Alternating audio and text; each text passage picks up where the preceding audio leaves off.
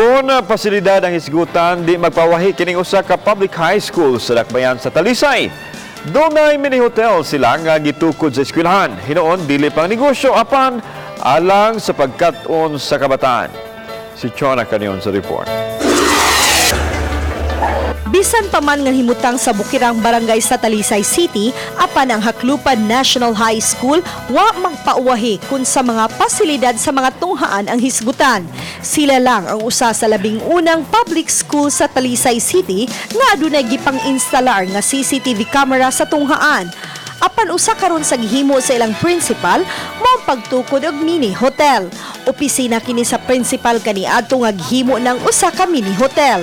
Dinhi makita ang living room, bedroom, dinhi magkat-on ang mga tinunan, pagtaod og beddings. Lakip na ang dining room alang sa fine dining ug dining hall alang sa buffet station.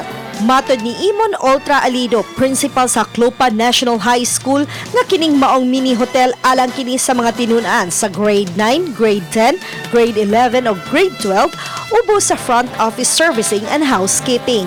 Gigahinan kini og 45,000 pesos ug siya mismo ang nangunay paghimo niini. Ang ubang mga kagamitan sa mini hotel gidonate sa education stakeholders. Sa maong unyang pasilidad mahanas unanay idea ang mga tinunan sa panahon nga mag-intern sila sa nagkalain-laing mga hotels. The main and the extrinsic most advantage in our school is that it allow our students to compete during immersion. Compete to other schools, especially schools in the community near in hotels, na our students are disciplined enough in terms of work, professionalism in terms of abiding the rules in the hotel once they were already immersed from our school. Mas advantage yung bata. Iba na yung may laboratory talaga. Ang maong pasilidad karon lang nga school year gibuksan o gibada-badang moabot sa 90 ka mga tinunan ang mikuha nining front office servicing o housekeeping.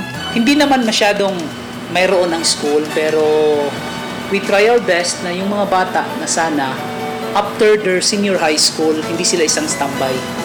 They will work, tapos o makakreate naman lang ng small entrepreneurship sa kanila. Uban ni Marlon Melgaso, Chona Carrion, Balitang Bisdak.